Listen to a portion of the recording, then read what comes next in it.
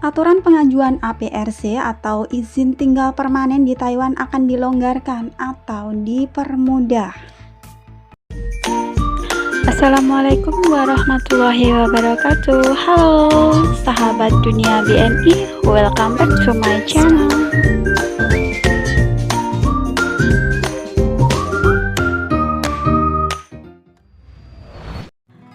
Ada informasi menarik teman-teman mengenai APRC ya, dimana untuk pengajuan APRC ini atau izin tinggal permanen di Taiwan untuk pengasuh migran itu kemungkinan dapat dilonggarkan, begitulah penuturan dari MOL.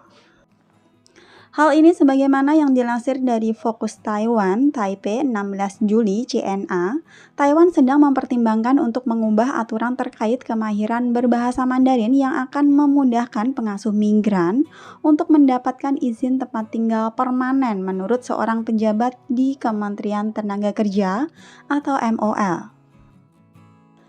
Paul Su, Wakil Kepala Divisi Manajemen Tenaga Kerja Lintas Batas Badan Pengembangan Tenaga Kerja di bawah MOL, mengatakan kepada CNA pada hari Jumat kemarin bahwa diskusi telah dilakukan untuk mengubah atau mengabaikan persyaratan bahwa individu harus lulus tes bahasa Mandarin sebagai bahasa asing atau TOCFL, ujian berbicara tingkat 2 untuk direklasifikasi sebagai pekerja terampil tingkat menengah. Ya, di bawah aturan saat ini pengasuh migran yang bekerja di rumah pribadi dapat mengajukan permohonan izin tinggal permanen setelah 5 tahun sebagai pekerja terampil tingkat menengah yang selain kemahiran berbahasa Mandarin juga membutuhkan gaji rata-rata per bulannya lebih dari 24.000 NT dolar dan lebih dari 6 tahun pengalaman kerja di Taiwan. Su mengatakan kementerian sedang mempertimbangkan untuk mengizinkan pelamar memenuhi persyaratan kemahiran bahasa dengan lulus ujian mendengarkan TOCFL level 2 atau dengan menghadiri sejumlah jam pelajaran bahasa Mandarin di Community College. Dia menambahkan bahwa persyaratan tersebut juga dapat diabaikan untuk mengasuh di institusi dan rumah pribadi yang masing-masing berpenghasilan lebih dari 30.000 NT dolar atau setara dengan 1.036 US dolar dan 26.000 NT dolar per bulan, serta jika majikan menyatakan kemahiran bahasa karyawan yang berkelanjutan. Jadi ini maksudnya yang di panti kalau gajinya di atas 31.000 NT dan di PRT di atas 26.000 NT per bulan, itu kemungkinan ya dapat diabaikan untuk bisa mengikuti TOCFL atau tidak perlu mengikuti ujian berbahasa Mandarin itu loh guys. Aturan MOL mengenai jalur ke tempat tinggal permanen ini bagaimanapun telah dikritik di beberapa tempat karena gagal memperhitungkan pengecualian pengasuh migran dari Undang-Undang Standar Tenaga Kerja Taiwan yang memberikan hari libur wajib.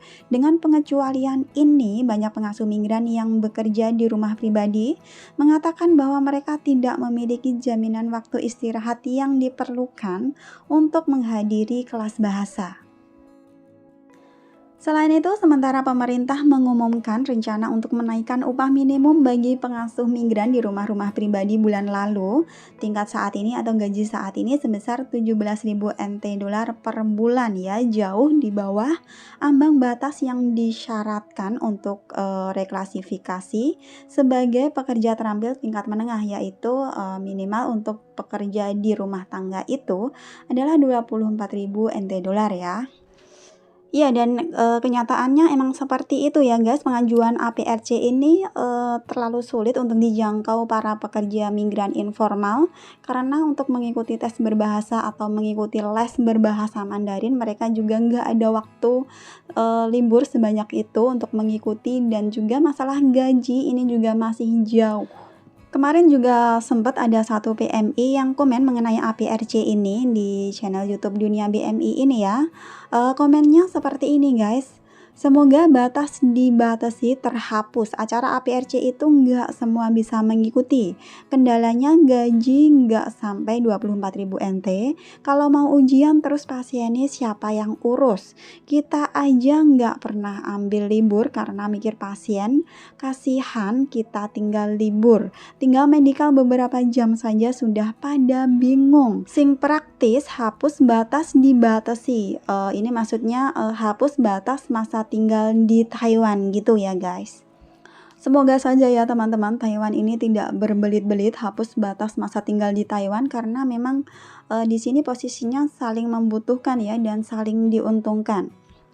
Jadi kenapa harus ribet itu, harus daftar APRC lah dan lain sebagainya, ikut ujian dan lain-lain. Dan ya kebanyakan pekerja migran itu nggak semuanya bisa melakukan hal tersebut. Yang paling gampang itu adalah hapus batas masa tinggal di Taiwan. Itu sebenarnya simple banget, tapi Taiwan saat ini masih mempersulit keadaan.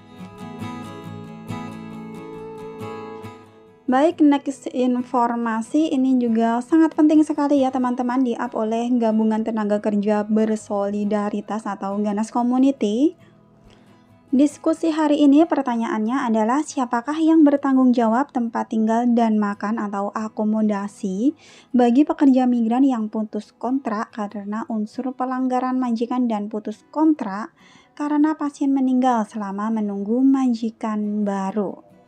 Jawabannya adalah ternyata dari percakapan di bawah ini dapat kita simpulkan saat putus kontrak bila mana keputusan itu bukan dari kesalahan pekerja, maka yang berhak menanggung tempat tinggal dan biaya akomodasi makan adalah majikan. Sedangkan pada kasus pasien meninggal karena ini pun bukan kesalahan dari majikan, maka yang berhak memberikan tempat tinggal dan akomodasi adalah majikan juga.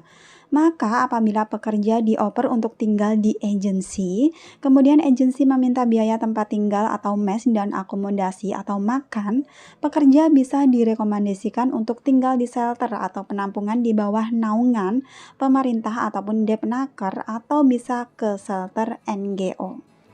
Nah teman-teman, jika teman-teman tinggal di mesnya agent, di tempatnya agent, terus biasanya agent ada ya, emang banyak malahan ya. Saat pekerja migran mau pindah majikan terus tinggal di tempatnya agent, mereka agensi itu meminta biaya makan dan juga akomodasi. Ada yang sehari 200, bahkan ada yang 300 atau lebih. Teman-teman jangan mau ya, karena nggak seharusnya teman-teman membayar biaya akomodasi ataupun biaya makan saat tinggal di tempatnya agent. Kalau agent meminta, ngotot minta ya, teman-teman bisa tinggal di shelter, karena kalau tinggal di shelter itu gratis guys. Seperti shelter NGO dan masih banyak lagi guys shelter-shelter lainnya, dan semuanya itu gratis dan pastinya resmi di bawah naungan Depnaker.